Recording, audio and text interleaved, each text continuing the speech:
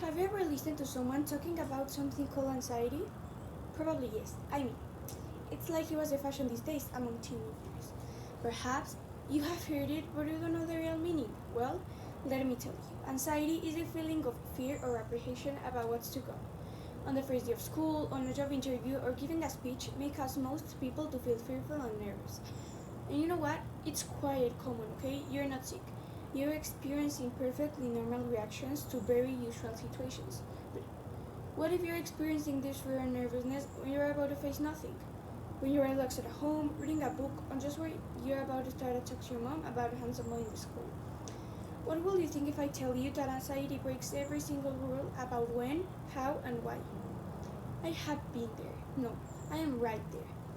My name is Sofía, and I will let you know what anxiety has done around my life. Since I was beginning elementary school, I had always had this feeling of getting worried about everything around. Of course, when you're that young, you barely understand how many fingers you have in your hand, right? I was not a genius. I took for granted that feeling. In fact, I added it to my dad's will list. However, it grew stronger and stronger with each new school year. Now, I am not that kind of person that shares her feelings with everybody around me. Not my classmates, not my friends, and not my family. I keep my feelings to myself, thinking of having everybody dealing with their own problems. In some cases, I'm afraid of letting myself go and share the thing with others. Some months ago, I recognized I was in deep trouble inside myself. I was facing one of the worst anxiety moments in my whole life. Obviously, I immediately hid my feelings. I was worried about every single aspect in my life: school, friends, family, you name it.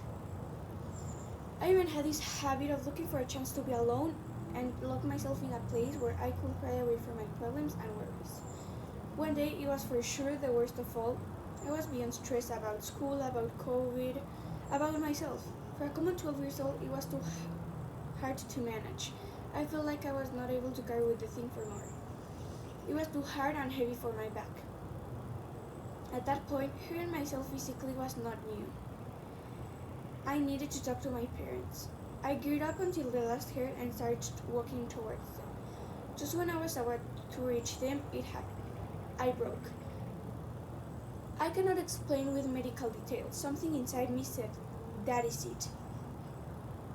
I burst into tears. I started shaking, and it was difficult to take air. Did I say any word? I don't remember. Did I ask for help? I cannot say. What just happened?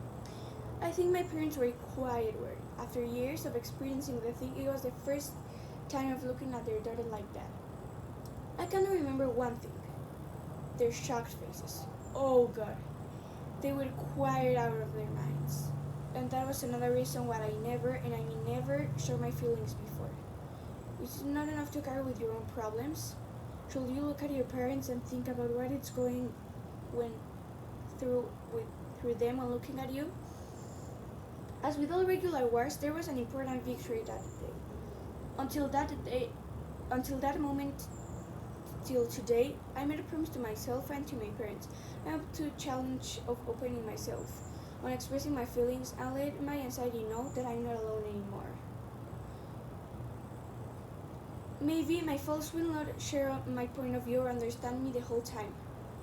But just to know there's someone willing there to listen, it's a huge relief. But what is my point with all of this? First, to let you know that anxiety is far from a joke. It ranges from a single crying episode to a hurting yourself blackout. Second, it's very important to recognize your feelings. Explore your emotions, let yourself go now and then, and work alone with your emotions. Because building up your defenses against anxiety is something that only you can do by understanding how the things work inside you. And you can be ready when the time comes. Third, be aware of how much people know about anxiety. You'll hear tons of comments such as, I am worried about my work, so I'm anxious. Or, I have a presentation tomorrow, I am anxious about it. Be aware, my friends, in my opinion, it's a lie away from real anxiety, but never get angry about this point. One cannot be walking around the city and teaching people what are the differences between nervousness and anxiety. And finally, and this is from you will get most of my experience, talk to the people you love. Those guys may not be ready. They may not understand the whole situation or even tell you that you're just fine. But believe me, just by opening yourself, you will experience a nice feeling of relief, and a nice feeling is exactly what you need when dealing with anxiety. You have dealt with anxiety. Let me tell you this. I am right here in front of you and I understand you. And if you are dealing with this thing and you have this feeling of losing the battle, put yourself together, take a deep breath, and close your eyes. Talk to yourself and hear you saying, I am not feeling right. But by all the willingness and desires, I will prevail and overcome the situation right now. Thank you.